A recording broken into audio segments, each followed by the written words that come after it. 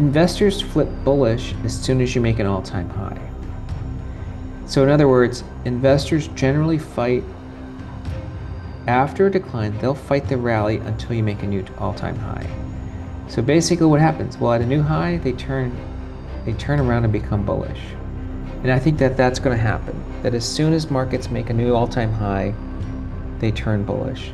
One of the leading indicators for stocks is Bitcoin, and Bitcoin hit an all-time high this week, and it's continued to power through that. So Bitcoin's prior all-time high was January 2025 at 109,000, and on May 21st, Bitcoin made a closing high above that level and has continued to power higher.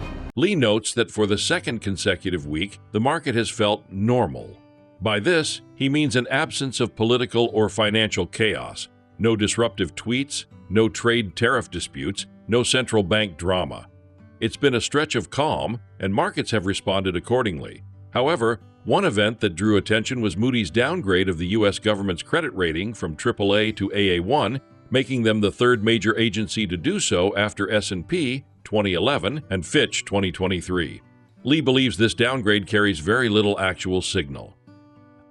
Please take a little time to like this video, subscribe to the channel, and turn on post notifications for more videos like this. You can also check out our other videos on cryptocurrencies and the overall digital asset space and drop your comments and observations in the comments section below. Everything you do helps with the YouTube algorithm and immensely contributes to the channel's growth. Thanks and enjoy the video. Over the past week, granny shots gained 6.36%. The S&P gained 5.33%, which means the granny shots outperformed by 102 basis points. Year to date, granny shots is outperforming the S&P 500 by 323 basis points, of which since April, granny shots is outperformed by 843 basis points. I want to give you some thoughts on the market. I think that this is the second week that I feel like things have returned to normal, or the second consecutive week that the stock market has felt normal. And what I mean by that is we haven't had disruptive events. For instance, there haven't been any tariff provocations, no controversial Truth Social posts, no Fed versus White House spats, no CEOs getting lambasted. However, we did get a Moody's downgrade of the US government from AAA to AA1. Now, this ratings action took place on Friday, May 16th, so just about a week ago, but we don't believe there's much signal here. One of the reasons is that Moody's is the last to downgrade the US from AAA. The first one was the S&P Standard & Poor's in 2011. That was a lot of signal. The second one was Fitch when they did this in August 2023. And of course, now we have Moody's. So they're really the third ones. I mean, in some ways, let's be realistic. The stock market and the bond market would have already figured this out. Like I said, the bond market anticipated the ratings change, and the US essentially lost its AAA status because of the way split ratings work in 2023. And realistically, the corporate cost of debt is largely unchanged. I mean, even high yield has barely moved. Corporate earnings visibility is largely unchanged. Demand by consumers isn't really going to be affected by this downgrade. And I think bears want the stock market to fall, but to me, this is purely just incremental, and I don't think there's much signal. And that gets us to this point, which is, in many ways, this remains one of the most hated stock market rallies. You know, it seems like investors are looking for reasons for stocks to fall rather than for stocks to rise. And part of this is understandable. We had a black swan event in post-tariff liberation day, and a black swan event meaning an unexpected event, and we had a 20% fall in stocks in a very short period of time. But most hated rallies are not something new. After the COVID low,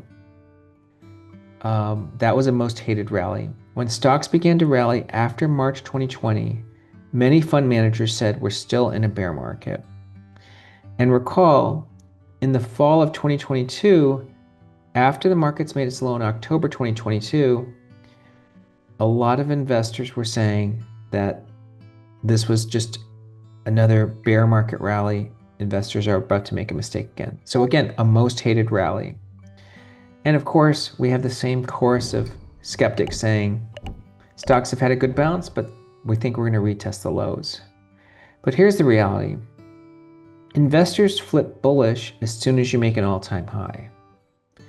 So in other words, investors generally fight after a decline, they'll fight the rally until you make a new all-time high. So basically what happens? Well, at a new high, they turn around and become bullish. And I think that that's going to happen, that as soon as markets make a new all-time high, they turn bullish. And here's where things stand today. We're more than 17% above the lows and only 3% away from the highs. So it won't take a lot for investors to turn bullish if we can reattain that 61.47. So is there firepower to drive this? Yes. For instance, in the latest Bank of America fund manager survey, the US stock market is the most consensus underweight. In other words, most fund managers agree to underweight the US.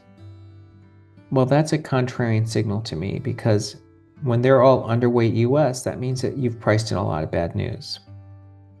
Similarly, hedge funds have increased their short futures exposure on stocks at the fastest pace in more than a decade. Again, to me, that's a contrarian bullish signal, because you've already seen people position for stocks to fall. And I think at a minimum, this keeps pullbacks shallow in the stock market. One of the leading indicators for stocks is Bitcoin, and Bitcoin hit an all-time high this week and has continued to power through that. So Bitcoin's prior all-time high was January 2025 at 109,000. And on May 21st, Bitcoin made a closing high above that level and has continued to power higher. I think that's a leading indicator for the S&P, because Bitcoin peaked about a month before the S&P did. And they're both being driven by the same thing, that global liquidity is increasing. And this tweet by Raoul Pal really highlights the relationship between Bitcoin and M2. As for granny shots, now when we break it down by themes, again, there's 7 themes in the granny shots. Seasonality is the best performing relative to the S&P, outperforming by 320 basis points.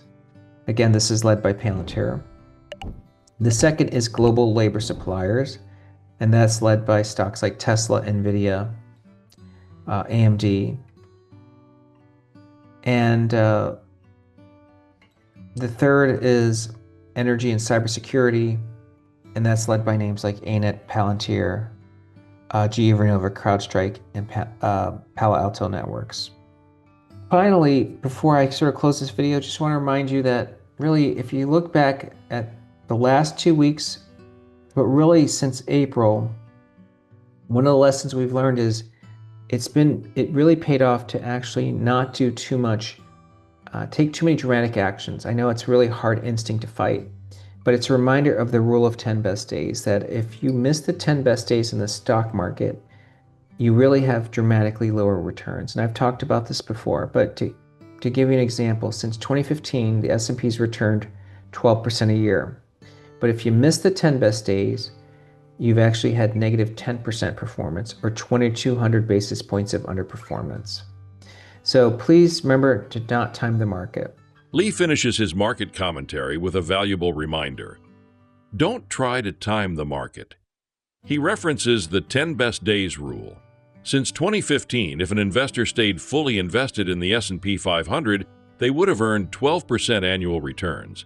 But if they missed just the 10 best days, their return plummets to minus 10%, resulting in a staggering 2,200 basis point underperformance. The key takeaway? Volatility often clusters around key moments of upside. Trying to jump in and out of markets is a losing strategy. The government, the banks, and the Federal Reserve are all in cahoots. And they've got a system that works really great for them. If you get elected in the government, you can generate a huge net worth on a small salary. If you're a banker, you can become very, very wealthy in a heads they win, tails we all lose scenario, because if they do things that are too risky and it blows up, we print the money to bail them out. They paid $20 billion of bonuses the year after the 2008 bailout. Even if you're a hedge fund, we bail you out. I mean, Ken Griffin got a bailout in March of 2020 when the COVID thing hit because his basis trade went upside down. And so you get to this thing where these big organizations are able to kind of, count on free money in situations where, they get themselves in trouble.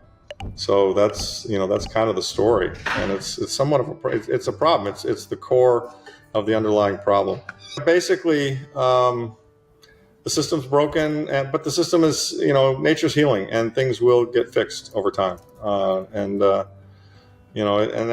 why I'm quite optimistic, and that's why I'm so excited for Bitcoin. I think that's why all Bitcoiners are excited. Once you come to see it and understand it, you can't help but be excited that that things are going to get better. And again, that's really the purpose behind the book. I'll just lift it up here and show people. It's on Amazon. It's called The Big Print, and it really, I tried to write it. I don't know who's read it and whatnot, but I tried to write it at a level that you don't need to know what monetary economics are. You don't need to be into this stuff. You just need to kind of read it and hear the story. And I think what you'll realize is that, oh, yeah, this really is wrong, and they've it's not American, it's not fair what they're doing and they've done. And there are a lot more of us than there are people in the banks and the in the Federal Reserve, and we have a vote on what happens here. So they've done it in a sophisticated way, and they put it in great language that make them sound like they're working on behalf of the American people. I mean, Jay Powell repeats that all the time. I'm doing what's the best, but they're not. and the book provides compelling evidence of how they are not. And so once you see that, you can't unsee it. And then I think what you do is you get mad and or you start thinking, okay, well, given that's the case, there's a problem here. What's the solution? And the second half of the book is the solution. I mean, Bitcoin really is the solution. Tom Lee closes with a more philosophical and systemic critique, one that resonates deeply with the Bitcoin community. He argues that the financial system is fundamentally broken. Government officials build massive net worth on modest salaries. Bankers operate in a system where they win big when times are good and get bailed out when they make reckless bets, all funded by taxpayer dollars. Hedge funds like Ken Griffin's Citadel even received bailouts during the COVID crash in 2020. Please like and subscribe.